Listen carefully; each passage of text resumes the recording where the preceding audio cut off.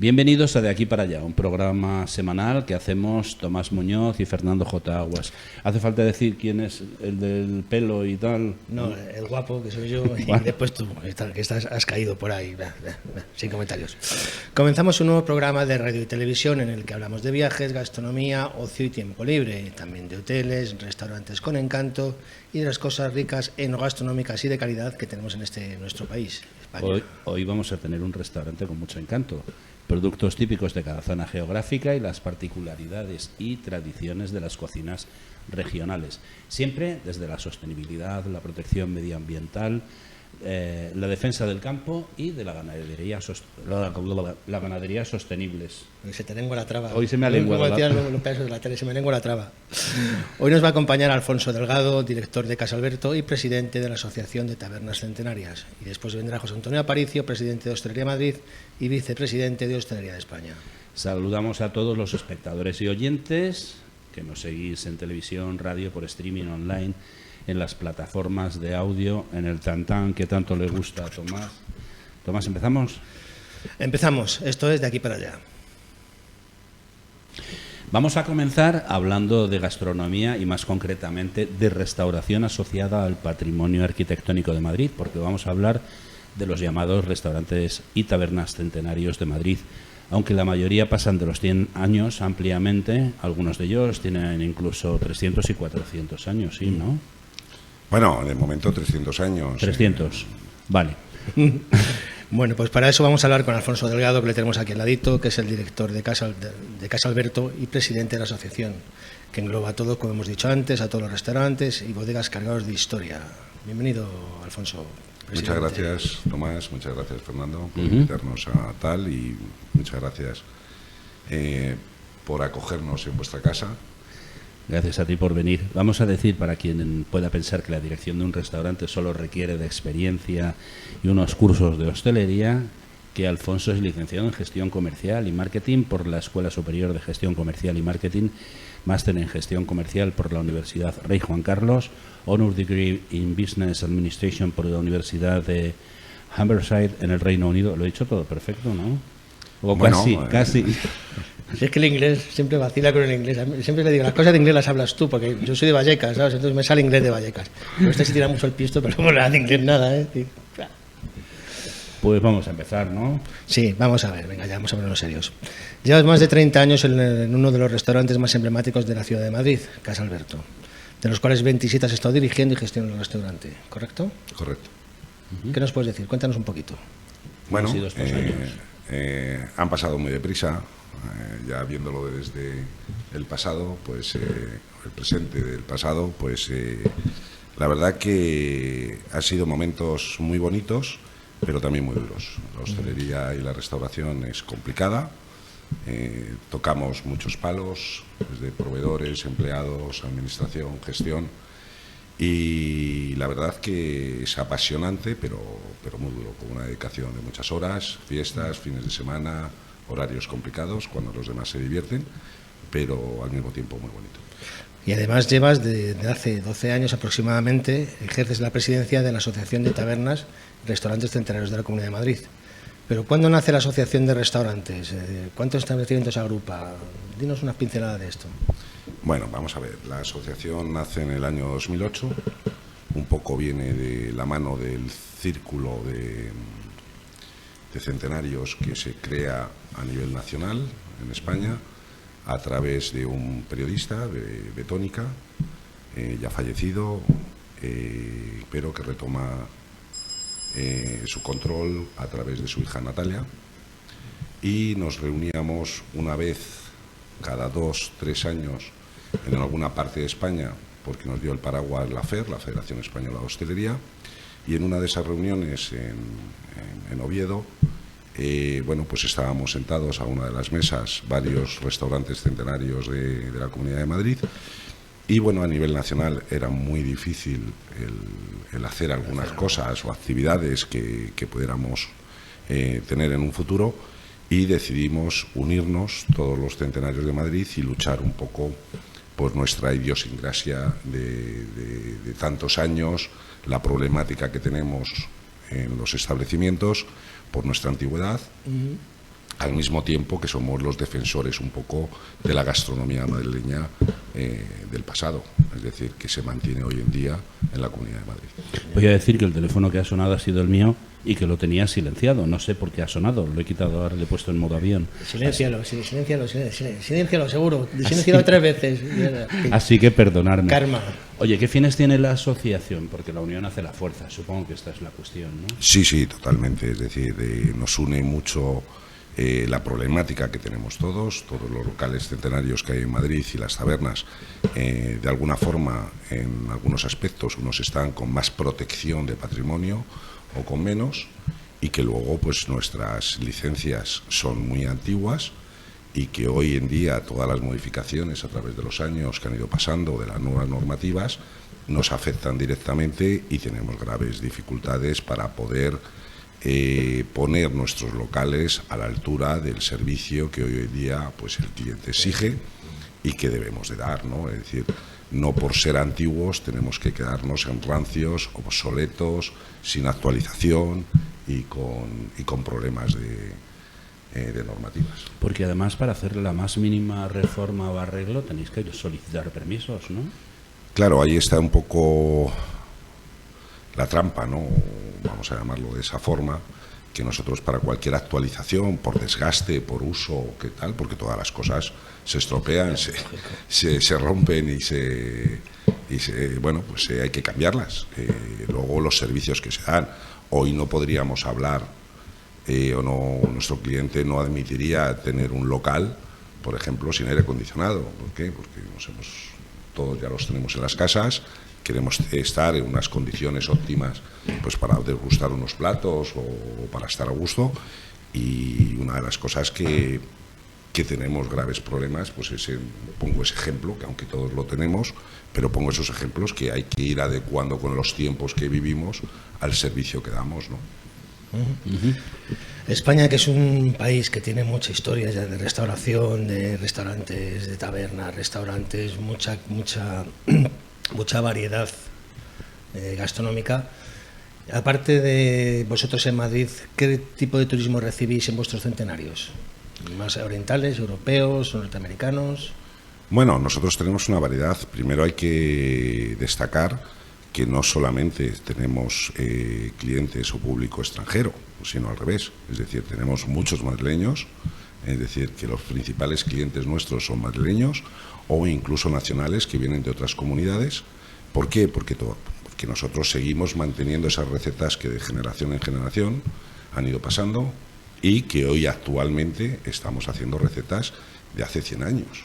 Entonces, la gente quiere seguir degustando ese tipo de platos, quiere seguir disfrutando, porque además ha coincidido que ya pues las cocinas de nuestras abuelas y de nuestras madres, pues ya prácticamente hoy poca gente cocina, sobre todo esos guisos de larga duración. Por los tiempos que tenemos en casa, pues no tenemos tiempo para dedicar 4 horas a hacer unos callos o a hacer un cocido o a hacer unas judías o a hacer unos guisos, que al final se necesita tiempo.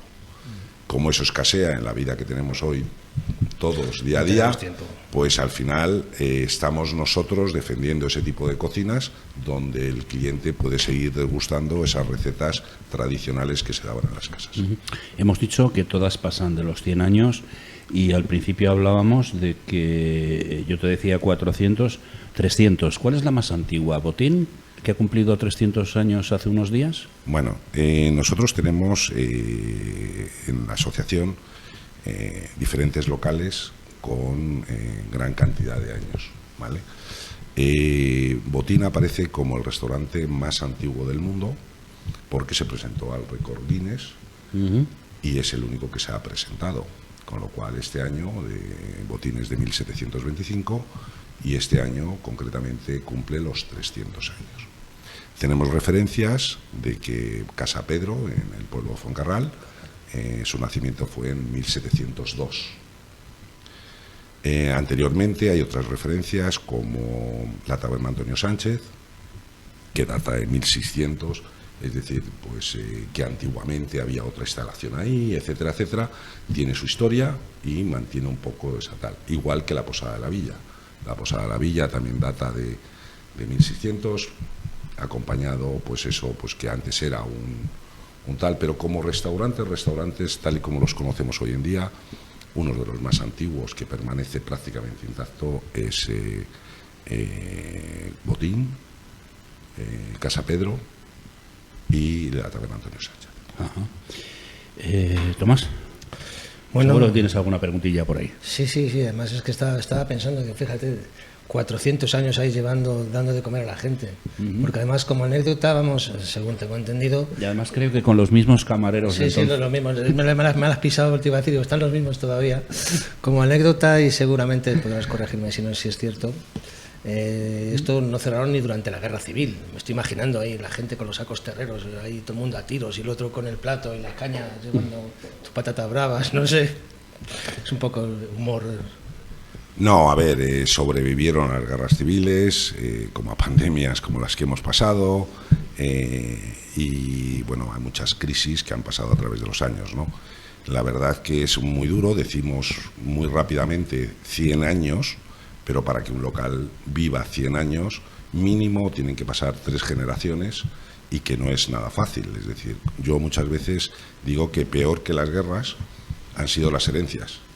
Hay muchos locales que se cierran por el tema. Hay un caso, en el caso que has nombrado, el tema de la guerra, por ejemplo, Lardi, que hay un obús que no llegó a explotar, que se quedó encajado en uno de los salones del edificio y que posteriormente fue retirado, y gracias a eso hoy Lardi sigue siendo y sigue teniendo las mismas paredes, los mismos papeles, los mismos cuadros que tenía en su época. Pero luego lo quitaron, ¿no? Sí, por supuesto. Sí, menos mal que no eran demasiado fiables aquellos obuses. Bueno, muchos de los casos sí fueron, ¿no? Se destruyeron muchos. En Madrid hay que ver fotos de la época donde edificios y calles fueron voladas. Sí, pero me refiero que luego se encontraron muchísimos que no habían estallado. Y gracias a eso se han podido mantener pues muchos de los locales.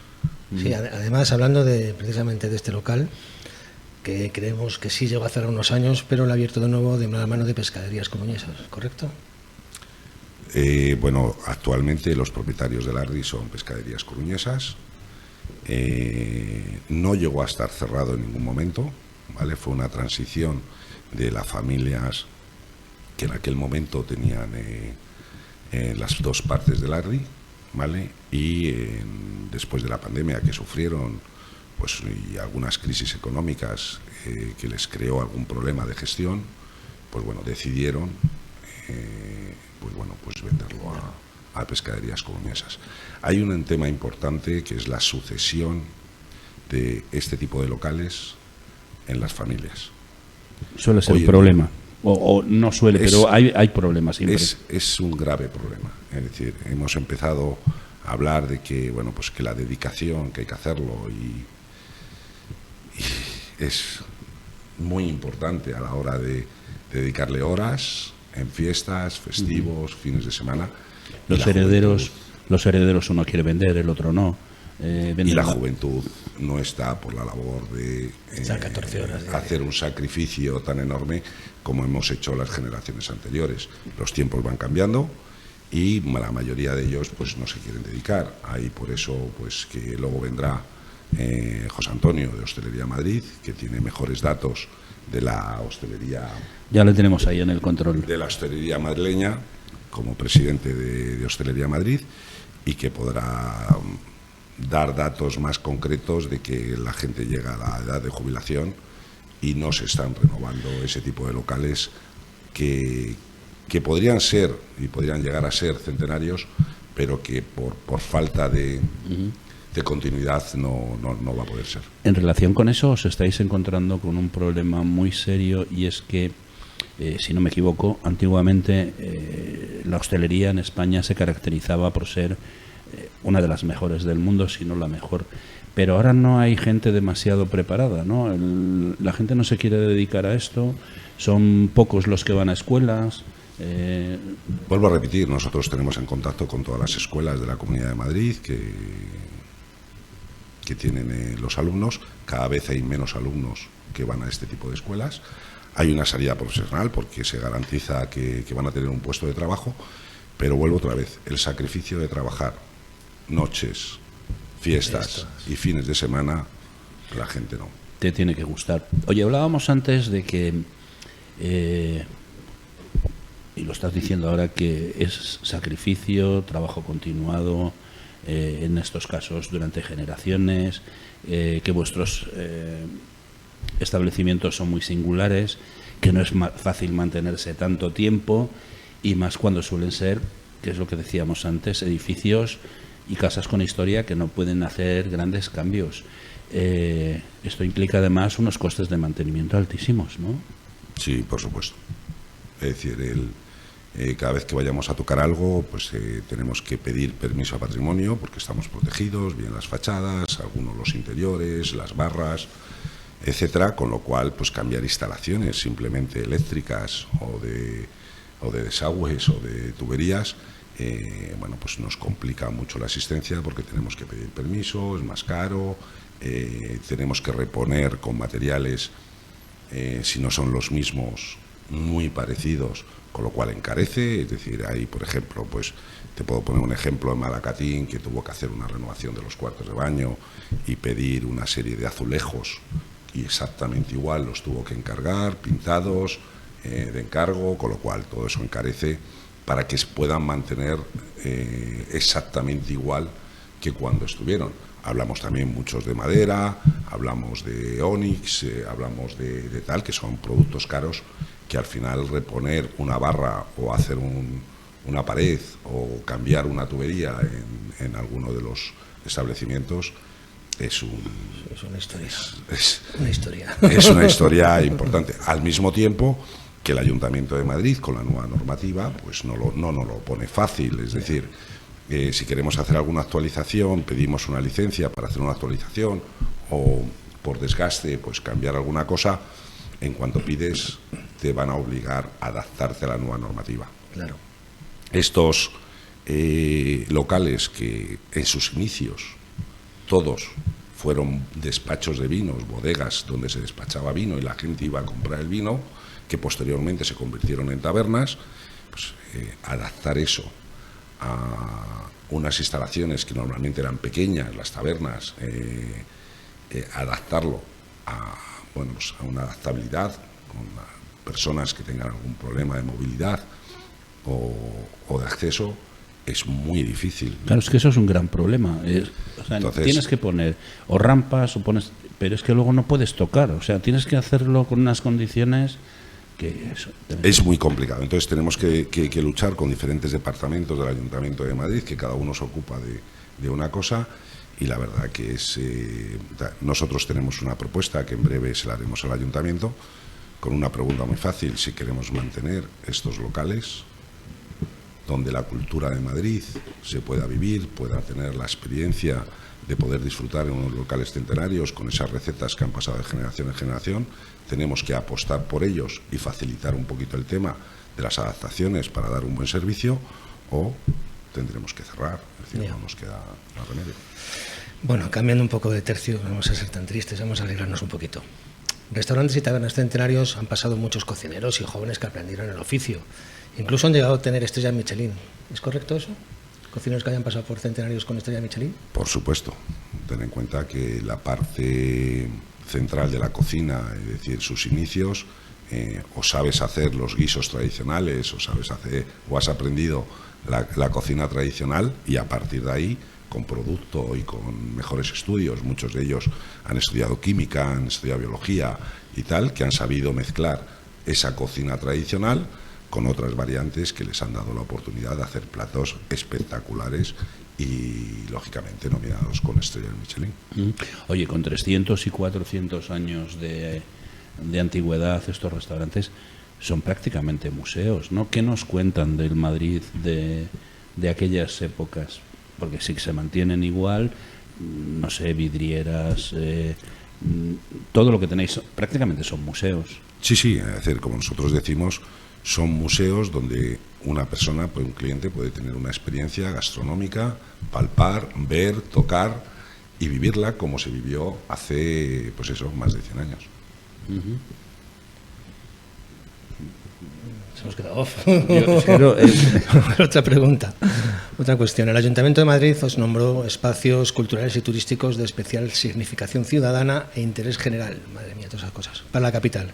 Traducido esto al cristiano, ¿quiere decir qué? Pues nada, que queda muy bonito, pero nada más. Que es un reconocimiento más, que la verdad pues se agradece, pero a la hora de... No aporta. Seguimos con los mismos problemas y las mismas tareas y las mismas circunstancias. Vale. Oye, vamos a hablar ahora, porque tú además eres el director de Casa Alberto, hemos estado hablando de la asociación, y tú diriges Casa Alberto desde hace muchísimo tiempo, lo hemos dicho, y tiene una larga e interesante historia que voy a leer porque lo tengo aquí en la chuleta, como solemos decir, y es que Casa Alberto, en sus orígenes, Miguel de Cervantes fue inquilino del edificio donde estáis. En 1614 escribió Viaje del Parnaso en 1614, sí, como decía. Me voy a hacer el listo y voy a decir que Viaje al Parnaso es una obra narrativa escrita en verso, en tercetos, en la que Miguel de Cervantes cuenta el viaje al Monte Parnaso del propio Cervantes y los mejores poetas españoles para librar una batalla alegórica contra los malos poetas. Muy bien, veo que te lo has preparado. Sí, sí, pero me lo he tenido, que leer, pero perdona, pero ¿desde cuándo? Tengo que corregir. Sí, por favor. Vale. Para eso estamos aquí, para que nos cuentes la historia real. No. Pues listo. No, Casa Alberto se funda en 1827, como aparece en todos los registros del ayuntamiento. Lógicamente, don Miguel de Cervantes, estamos hablando de la época de 1614, incluso antes de 1608. Yo he dicho en el edificio, no en el restaurante. No, es que el edificio no existía en esa época. Vale, entonces por eso, dijo vivir en ese lugar. Es decir, en los mismos metros que ocupa el edificio actual de Casa Alberto, había antes, en la época de don Miguel de Cervantes, existían las casas bajas. Además eran unas casas bajas que se llamaban al engaño, porque eran las casas bajas donde existía el ganado y la planta baja era para guardar el ganado. Aunque ya en aquella época no se guardaba el ganado y se utilizaban como viviendas, se les llamaban casas al engaño, porque pagaban menos impuestos.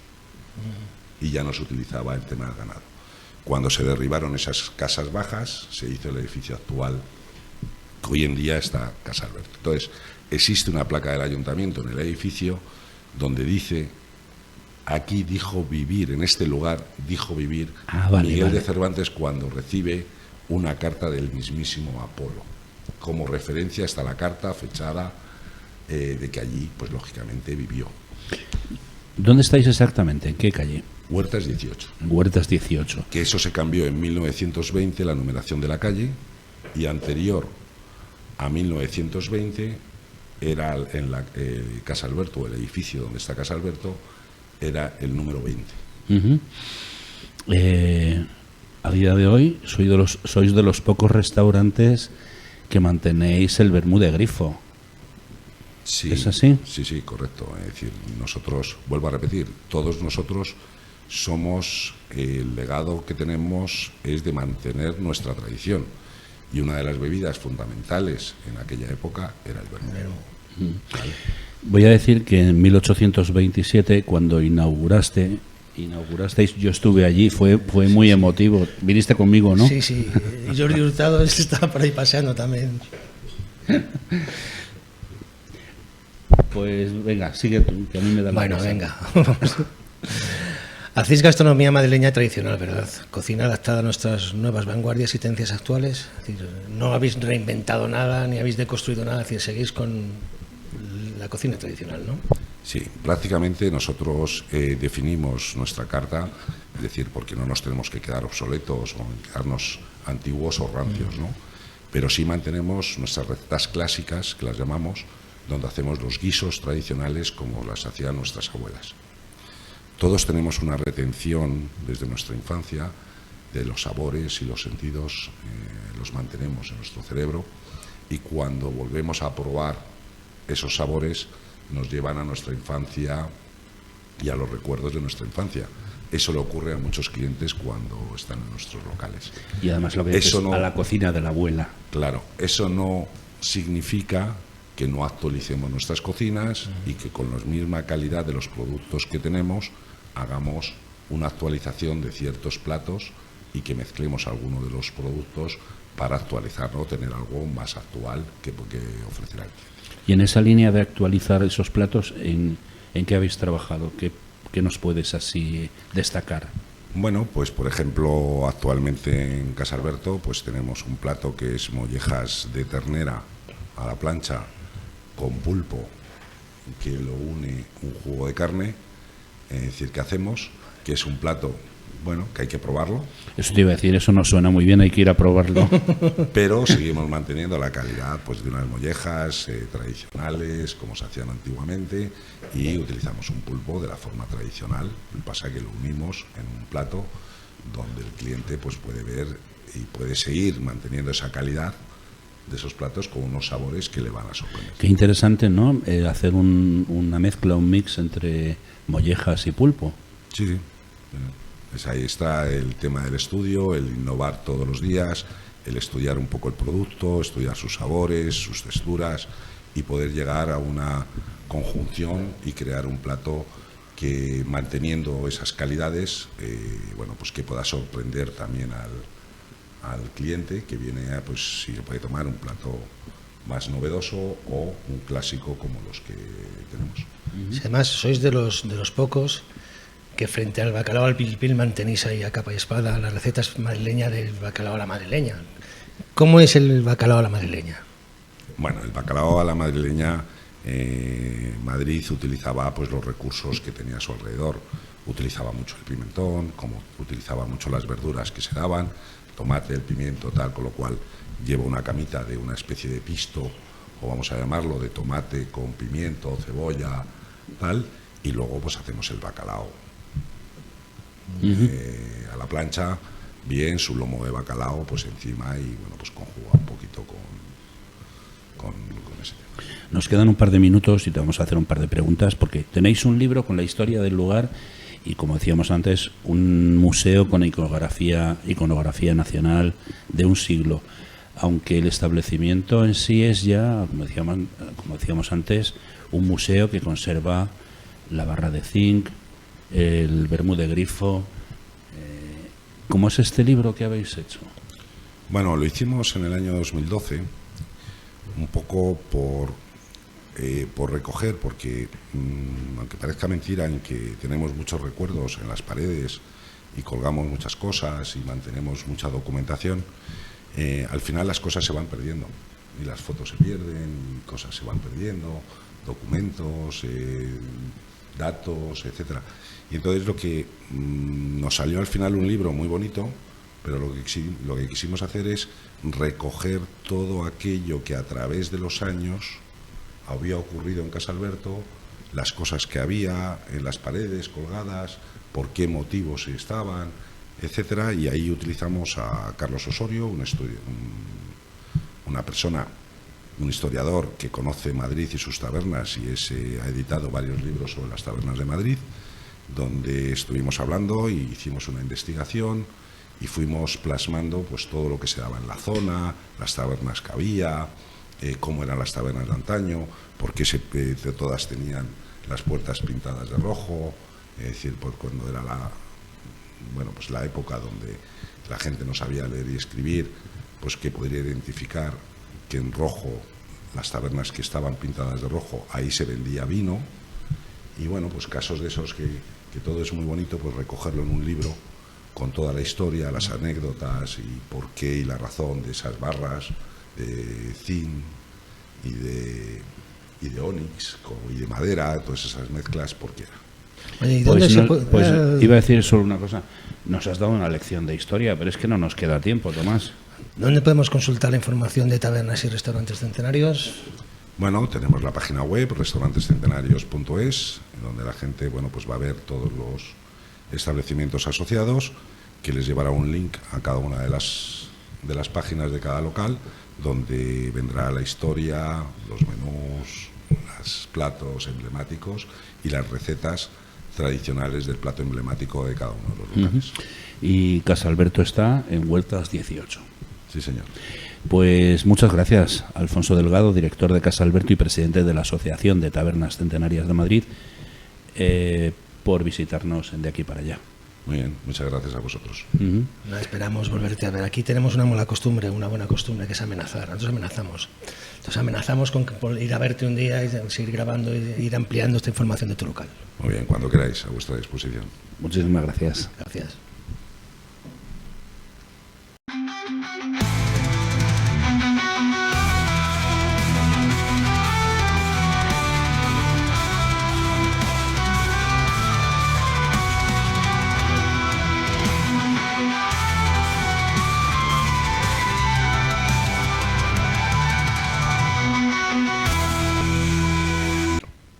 Y ahora vamos a hablar con José Antonio Aparicio, presidente de Hostelería de Madrid y vicepresidente de Hostelería de España. José Antonio Aparicio es empresario, economista y auditor. Ha estado 23 años en la empresa privada con locales de hostelería, 16 años como presidente del gremio de hosteleros de la Plaza Mayor de Madrid. Y desde junio del 2021, presidente de Hostelería de Madrid y vicepresidente de Hostelería de España, como hemos dicho. Bienvenido a De Aquí para Allá.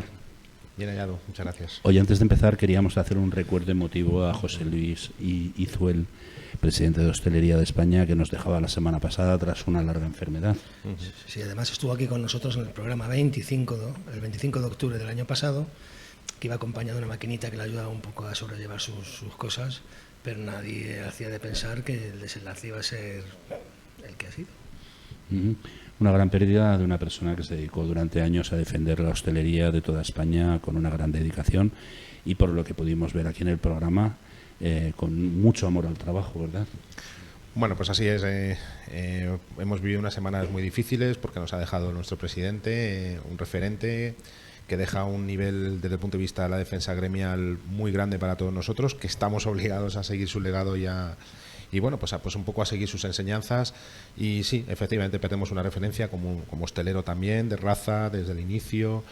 Y bueno, pues que ha dedicado su vida en los últimos años a ayudar y a defender a sus compañeros, que yo creo que es una cuestión pues sumamente importante. Pero ya digo, deja el legado y nosotros con la tarea de intentar estar a su nivel en lo que nos toca y tenemos que seguir con la Confederación porque desde luego es lo que le hubiera gustado a él.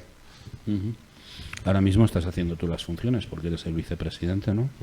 Sí, efectivamente. Bueno, en compañía de mis otros 4 compañeros vicepresidentes de la Confederación, ayer mismo celebramos la asamblea de nombramiento del nuevo presidente, en este caso José Luis Álvarez Almeida, mi compañero de Asturias, presidente de Hostelería de España desde ayer. Y bueno, pues yo tengo el honor y el orgullo también de formar parte de su equipo directivo como vicepresidente primero. Y esa es la tarea que nos toca estos próximos 4 años en la Confederación. Y tirar para adelante. Tirar para adelante porque no nos podemos permitir pararnos. Seguramente que lo hablaremos, pero este sector está en permanente ebullición, en gran cambio, en reestructuración y necesitamos una estructura organizativa de defensa a nivel sobre todo nacional, gobierno central, administración central potente, pues como merece este sector, que es un sector de los importantes, ¿no? Pues si te parece vamos a hablar de la asociación que ahora preside tu compañero, la que presides tú, que es la Asociación de Hostelería de Madrid. ¿Qué es la Asociación de Hostelería Madrid? Bueno, Hostelería Madrid es la organización gremial más antigua de España. Para empezar, porque está datada como tal, nacimos en 1882, hemos cumplido 142 años y vamos por 143 en este. Pues toda una vida dedicada a la defensa sectorial. Desde el principio, es una asociación muy representativa de la Comunidad de Madrid, con mucha tradición, 35 personas en el equipo y bueno, pues ejercemos una doble labor. Por una parte, todo lo que es la labor institucional de lobby, podríamos decir, en las instituciones, de defensa de nuestros hosteleros, nuestros empresarios, que son todos, son desde los bares, las cafeterías, los restaurantes, hasta las grandes salas, los centenarios, por ejemplo, que es uno de nuestros mayores orgullos también, ¿no? Y luego, por otra parte, pues damos servicios concretos, profesionales, los clásicos de hostelería y otros nuevos que están surgiendo, pues desde la sostenibilidad, la calidad y seguridad alimentaria, el emprendimiento. Intentamos que el hostelero tenga orgullo por formar parte de su gremio y al mismo tiempo, si necesita algún servicio adicional, por supuesto, pues ahí estamos nosotros para dárselo. ¿Hostelería Madrid incluye lo que se suele llamar el sector Horeca, hoteles, restaurantes y cafeterías? En Madrid, nuestra asociación específicamente es Cena de 56, que es restauración. Vale. Únicamente, bueno, toda la gama de restauración, pero sí que es verdad que es CENAE 56. Los hoteleros en este caso pues tienen su asociación propia en la Comunidad de Madrid. No ocurre así en todos los territorios. En muchas comunidades de España hay asociaciones mixtas, pero en Madrid en concreto tenemos solamente nuestras responsabilidades con los hosteleros. Vale, era por dejarlo claro porque no lo tenía yo claro. ¿Tú sí? Bueno, yo porque conozco un poco más que tú el sector. Esto del... Perdón. ¿Cómo beneficia a las empresas del sector vuestra asociación? ¿Cuál es la ventaja que podemos decir, la más importante dentro del sector que ofrece la asociación? Bueno, pues hay unas, como digamos, muy tangibles. Contratación de servicios profesionales. Nuestros compañeros de los departamentos fiscal, laboral, jurídico, calidad y seguridad alimentaria pueden proporcionar a cualquier empresa que lo necesite esos servicios que son necesarios, digamos más de consultoría, si se puede decir así. Y luego, por otro lado, es intangible que está la defensa de sus intereses ante las administraciones. Y pongo varios ejemplos. Negociamos el convenio colectivo de la Comunidad de Madrid de hostelería con las centrales sindicales. Por lo tanto, todos los hosteleros de la Comunidad de Madrid tienen que aplicar los acuerdos laborales que de alguna forma nosotros negociamos en la mesa de diálogo social con los sindicatos. Importante cuestión. Aparte de esto, pues sus terrazas, sus horarios, sus aforos, todo el tema urbanístico, que es una labor de mucha presión interna, muy técnica, de seguir adelante, en este caso con la administración local, con el Ayuntamiento de Madrid, que es la administración más cercana. Y luego a nivel Comunidad de Madrid, pues todo lo que es la promoción turística, gastronómica, que también es importante decir que estamos en los municipios de Madrid, no solamente en el área metropolitana. Es muy importante decir, nos gusta así decirlo, que Madrid son 179 municipios donde se come estupendamente y que cada vez estamos más comprometidos en ponerlos en valor. Oye, una cosa, has hablado de terrazas. Ha salido una nueva normativa que dice que no puede haber publicidad en las terrazas. Esto es un problema, ¿no? Porque va a haber que cambiar todas las sillas, las mesas, las sombrillas. Estamos peleando esa norma a nivel gobierno central para que se relaje efectivamente en esos aspectos que son súper negativos para los hosteleros, y no solo para los hosteleros, sino también para las marcas del canal.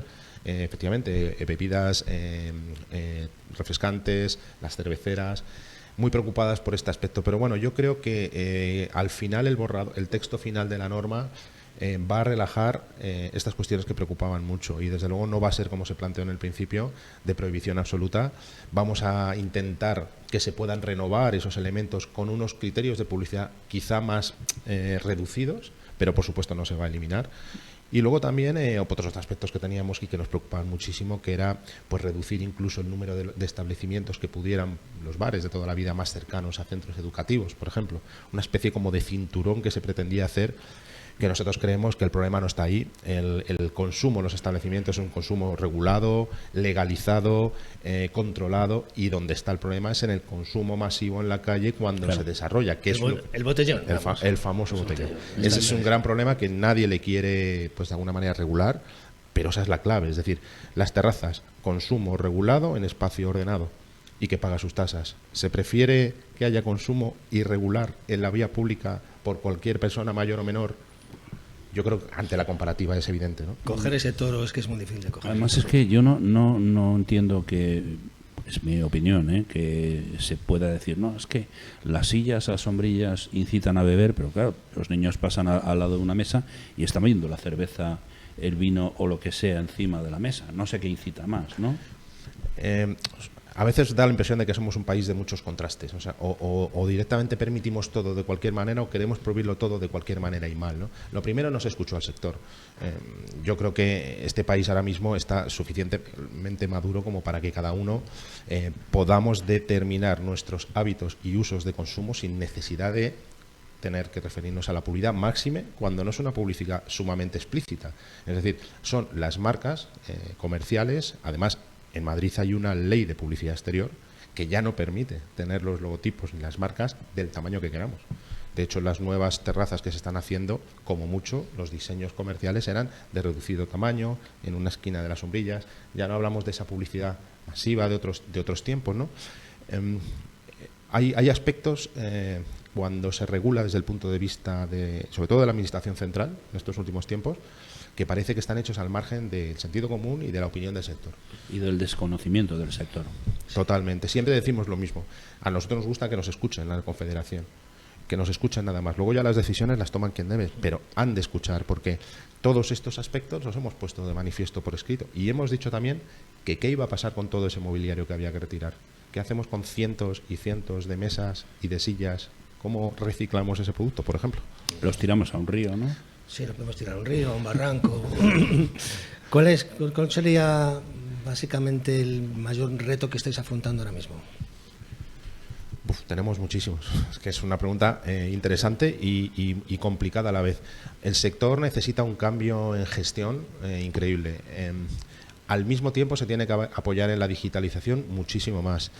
Tenemos un tema de recursos humanos, de motivación, de profesionalización muy importante, de atraer el talento joven, el relevo generacional. Fíjate, te estoy diciendo pues como 5 o 6. La sostenibilidad, uno de los más importantes, porque la sostenibilidad se utiliza el término de manera muy genérica para luego no dar ningún paso. Yeah. Pero es que en hostelería tenemos ya desde Hostelería Madrid un servicio de sostenibilidad que damos a más de 300 empresas para tutelarles y ayudarles en todo lo que tiene que ver con el desperdicio alimentario, el reciclaje adecuado, los residuos, prácticas de sostenibilidad que ya están en las normas y que necesitamos trasladar a los bares, restaurantes y cafeterías para que empiecen a dar pasos concretos, no solo de intención.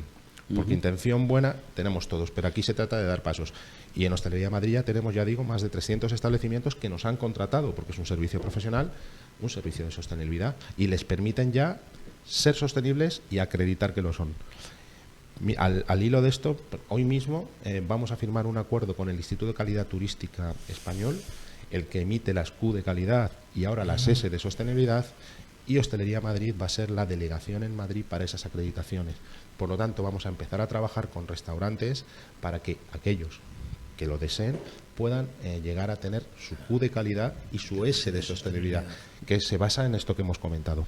Una serie de pautas, muchísimas líneas, compromiso de hacerlo, auditarlo y verificarlo para el futuro. Este es un compromiso. Los jóvenes que están llegando a la hostelería de Madrid vienen con un componente de sostenibilidad, de sensibilidad en la sostenibilidad medioambiental y social muy importante.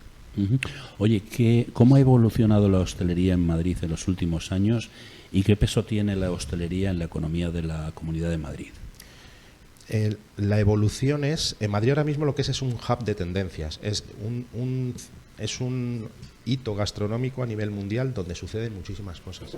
Hace 20 o 30 años sucedían buenas pero pocas, en cocina tradicional, en fin, pero es que ahora mismo en Madrid tenemos un boom absoluto del café de especialidad, por decirlo, veréis cada vez más cafeterías donde puedes ir a degustar un café con una cultura y un desarrollo de producto increíble. El café ya se puede degustar en Madrid, al igual que hacemos con el vino. Esta es una de ellas, pero bueno, vemos cantidad de cocina internacional, están proliferando de una manera increíble y con mucha calidad restaurantes peruanos de muchísima calidad y de muchísimo interés. Por supuesto la cocina japonesa, la cocina mexicana, hay muchísima cocina internacional. Luego lo tradicional puesto al día, nuestras tabernas en el centro de Madrid, los mercados de Madrid donde la gastronomía que está surgiendo es muy, muy interesante. El menú del día. Yo creo que Madrid se distingue por un menú del día fantástico, que cumple una función social increíble y está en los barrios, que da de comer a nuestros mayores, por ejemplo.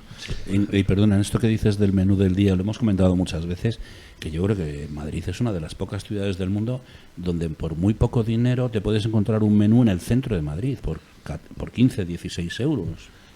Tenemos el y de calidad. Efectivamente. Y dieta saludable, que es otro de los conceptos.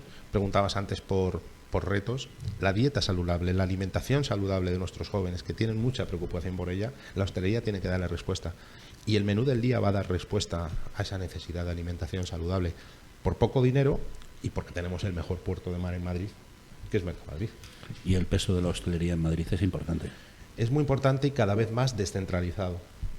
Yo creo que es muy importante que Madrid, a toda la oferta gastronómica que tiene en la Almendra Central, pues complemente con una oferta gastronómica en los barrios y distritos que cumplen una función social muy importante, también en los municipios, y ahí resalta la figura del bar, restaurante, cafetería como espacio de cohesión social. Es decir, nos alimentamos saludablemente, cumplimos una función básica, pero es que también podemos dar alimentación correcta, saludable, con buenas pautas, buen producto. Y luego son hosteleros que son hosteleros autónomos, con su familia, pues que salen adelante precisamente dando de comer bien a sus convecinos. Yo creo que este mensaje es un mensaje de la hostelería que tenemos que intentar avanzar en él, porque no todo el turismo es hostelería, ni toda la hostelería es turismo. Cumplimos una función social muy importante que tenemos que seguir intentando mantener. Oye, ¿y cómo estáis afrontando los negocios todo este aumento de costes en materias primas, en energía? ¿Qué estáis haciendo al respecto? ¿Cómo lo notáis? Bueno, el sector de la restauración, al igual que la economía general, ha subido precios en los últimos años, siempre más tarde y algo menos que el IPC general, porque así pasa siempre, pero no ha habido otra. El sector lleva dos años, o 3 ya casi, con una presión de costes increíble. Empezó por las materias primas, recordemos, y ha seguido por el coste de personal, que es necesario, pero que el sector está intentando pues implementar de una manera razonable. Los márgenes de rentabilidad en el sector han bajado muchísimo. La producción, la actividad, las cifras son buenas, porque Madrid evidentemente está a nivel gastronómico muy bien. Pero es cierto que nuestros hosteleros nos dicen que sus márgenes son cada vez más pequeños y que están en un límite en el que cualquier subida un poquito desproporcionada pues ya pone en cuestión su propia retribución. Hay que tener en cuenta que el beneficio de las empresas de las pymes en Madrid, en restauración, el beneficio de esas pymes es el salario del autónomo. Por lo tanto, tenemos que tener en cuenta que al ser tan pequeñas, realmente los beneficios es un poco lo que le queda a la persona que está llevando el negocio.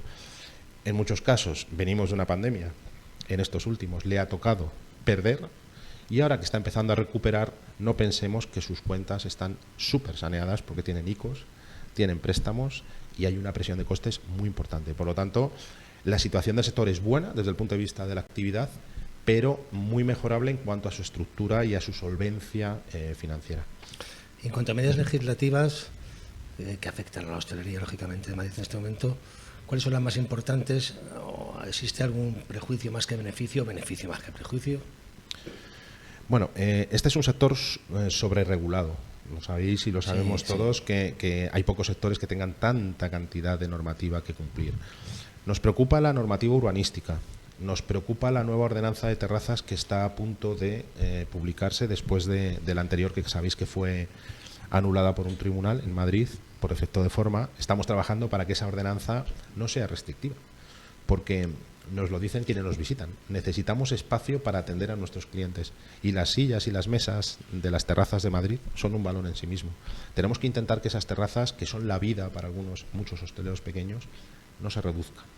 Por lo tanto, esa normativa nos preocupa, como he dicho, la urbanística, nos preocupa la normativa de protección acústica, que es una normativa que está en vigor desde hace pocos años, pero en el centro de Madrid, por ejemplo, está limitando muchísimo los horarios y el crecimiento de la hostelería, y esa normativa es una normativa que es muy, muy restrictiva. La movilidad, es cierto que esta ciudad ha asumido desde Madrid Central una serie de restricciones a la movilidad de manera ejemplar, porque hay que tener en cuenta que a todos los establecimientos del centro de Madrid hay que llegar con el aprovisionamiento, son pequeños, no tienen muchas cámaras y el sector lo está haciendo, y hay que agradecer también a la cadena, a nuestros proveedores ese esfuerzo, porque este sector no es nada si su cadena de distribución, si no nos llega el producto, no somos nada, y la verdad es que se está haciendo, pero bueno, hay que buscar un equilibrio. Y quizás sean en esos 3 aspectos en los que, y por supuesto la normativa nacional a nivel residuos y envases, que es una normativa que está ahí desde Europa y que es importante porque condicionará mucho nuestro trabajo diario. Uh-huh. Y el desperdicio cero, que muchos lo están haciendo, ya no porque, perdóname un poco la broma, ya no porque piensen que no hay que tirar, sino porque es que es dinero que pierden. Esta es una de las consecuencias de esta normativa que digo. Los hosteleros de la Comunidad de Madrid y en general de toda España tienen que dar un cambio a sus procedimientos de trabajo, por ejemplo, para asegurar cómo se trata este desperdicio alimentario. Pues desde toda una cadena de colaboraciones con entidades, con ONGs, con el sector más necesitado. Nosotros podemos, en nuestros establecimientos, regular bien los procedimientos para evitar que no haya desperdicios. Porque la cuestión no es qué hacemos con los desperdicios, que es importante, pero es más importante aún qué hacemos para que ese desperdicio no se llegue a producir. si no se produce, tendremos menos problema para luego tener que donarlo, trasladarlo, que hay que enviarlo con unas condiciones de sanidad. Por lo tanto, Hostelería Madrid, nuestro servicio de sostenibilidad, está haciendo mucho hincapié en decir al hostelero cómo tiene que gestionar bien los escandallos, las raciones, la comida del personal, por ejemplo. Por supuesto, cualquier cliente se puede llevar pues lo que no consuma en el local, para que en caso de producirse ese desperdicio sea el mínimo, y si ya se tiene, darle una oportunidad para que eso llegue a entidades de acción social mediante acuerdos que estamos haciendo pues con empresas de delivery, incluso con empresas de logística, porque hay que llevar todo ese producto, condiciones sanitarias, a otros establecimientos donde se pueda aprovechar. Oye, hablábamos antes de normativas que, bueno, en el mejor de los casos dejan mucho que desear. Pero ¿cómo es la colaboración público-privada entre el sector hotelero y el Ayuntamiento y la Comunidad de Madrid? ¿Qué es lo que os afecta más a vosotros? Bueno, has tocado un tema que es fundamental. Es esencial que nuestras administraciones confíen en sus organizaciones representativas, les permitan opinar. Y yo debo de decir que en este caso en la Comunidad de Madrid estamos muy contentos porque la Comunidad de Madrid, desde la creación de la Dirección General de Turismo y Hostelería, por primera vez en la última legislatura, nos permite trabajar muy intensamente en esto que hemos hablado: servicio a los hosteleros de los municipios de Madrid, promoción de estos establecimientos y de estos municipios alrededor de la capital. Ahora mismo la relación con la Comunidad de Madrid a nivel operativo hostelero es importantísimo y muy buena. Y a nivel municipal, que es donde están las normas más que más nos afectan, pues estamos trabajando con todas las concejalías, tenemos las puertas abiertas para que nuestros equipos hablen de urbanismo, de horarios, de terrazas, de lo que sea, pero es verdad que ahí es un poco más lento y un poco más costoso, pues porque la estructura del Ayuntamiento de Madrid, y ha sido así, yo no sé si debería de ser o no en el futuro, pero lo es, pues es más lenta, lleva sus procedimientos, pero bueno, lo que sí tenemos es las puertas abiertas para trabajar, por lo tanto yo puedo decir que en términos generales es satisfactoria. Ya. ¿Crees que habría que cambiar alguna norma? Bueno, cambiar seguro y cambiar mil. ¿Qué cambio harías? Si pudieras hacer un cambio en una normativa, ¿qué cambio pondrías? Bueno, yo creo que hay que profundizar en el concepto de declaración responsable, como se ha venido haciendo durante los últimos años a la hora de las aperturas, por ejemplo.